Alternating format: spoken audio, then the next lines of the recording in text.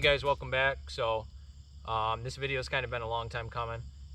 I put these HESTER ELKAS on probably almost a year ago, and I've got almost 1,000 miles on them now. So honestly, it's probably, I can give you a better review now than I probably could have earlier in the life of these ELKAS on this machine. But I just wanted to do this and let you guys know how I like them, so that maybe you guys can make an informed decision on what you want to do to your Teryx, whether you want to go this route or not. So about a year ago, I decided to upgrade the shocks on the machine from the stock Fox shocks to the HESTER ELKAS that are currently on it. At that time, I did Super ATV 1.5" offset A-arms, the high clearance arms, I did the shocks, I did color ball joints, and I did performance side-by-side bushings. I also at that time did 2-inch wheel spacers, 14-inch Tusk Unta beadlock wheels, 30x10x14 Tusk Terabyte tires. And I think that's it. So this is a night and day difference over the stock ride. First put them on, they're a little bit stiff. They've had plenty of time to break in now, and they feel a lot better than when I first put them on. When I first put them on, there wasn't a huge difference in the slow stuff over factory shocks. In the rough stuff, it was immediate difference. The faster the faster you ran through the chop with these, the better they felt. So after they started to settle a little bit, break in, the slow stuff, all around riding is just vastly improved. But what I think is even more impressive than the ride on these things is how much better it flexes. I'll show you a video my buddy John helped me film, kind of showcasing the flex on this thing, and it's almost, it has twice as much flex now than it did from the factory. So unbelievable gain in flex.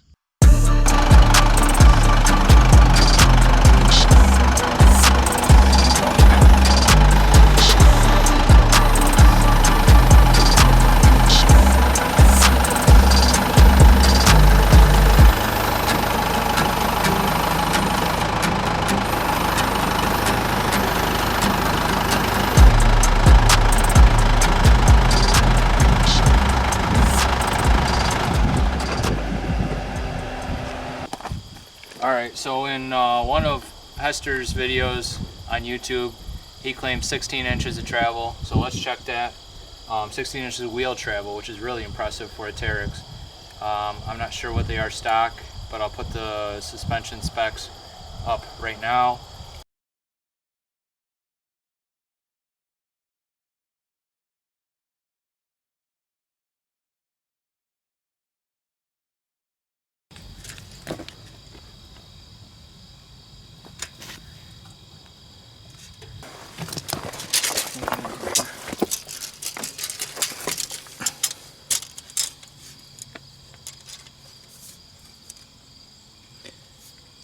I would call that 16.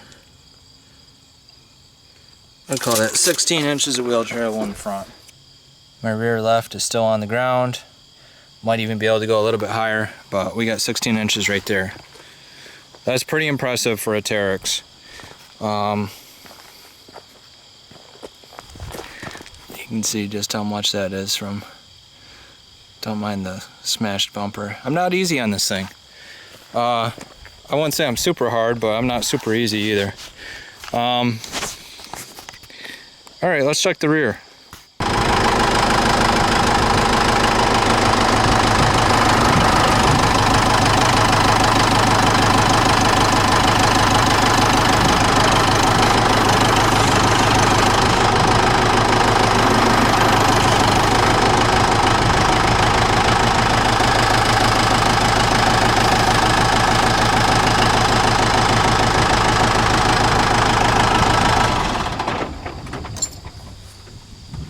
Alright, all 4 wheels are on the ground. Let's take a measurement before that leaks down.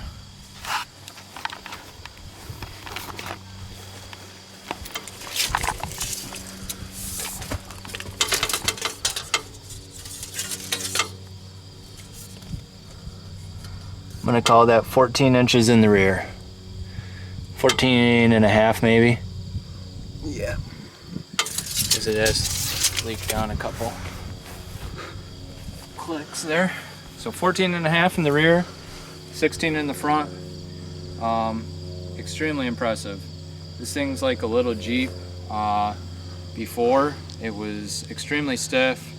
The Fox shocks from the factory, in my opinion, are trash.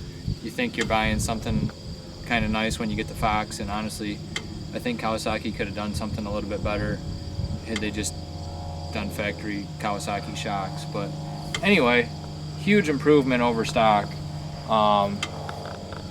in both travel and ride. The reason that flex is such a huge deal is the more wheels you have in contact with the ground, the more traction you have. So if you drop one wheel down in a big hole and you don't have enough flex to drop that wheel down and touch the bottom of that hole, now you're all of a sudden three-wheeling. Well, now you're three-wheel drive, best case scenario, and that's obviously not ideal. And some manufacturers, if they're four-wheel drive, they may only be three-wheel drive depending on how the differentials are set up.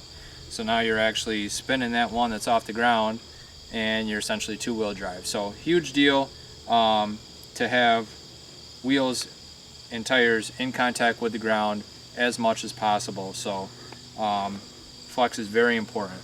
So let's go do some of the ride tests, I guess.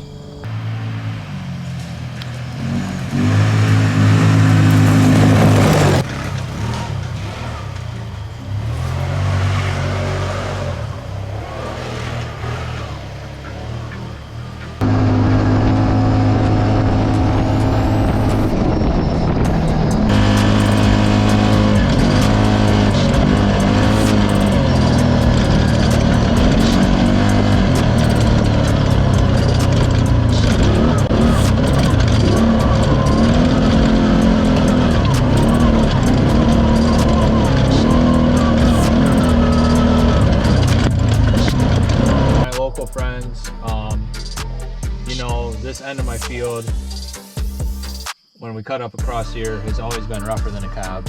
And obviously, if you don't know me and you've never been here, you're gonna have to take my word for it, because it's hard to tell with all the grass growing and everything. But I used to only be able to go through here at like 20 miles an hour. So let's try it now that we got the Hesters on and see how much of an improvement it is. I used to not even be able to hold my foot on the gas; it would bounce so bad. So let's see.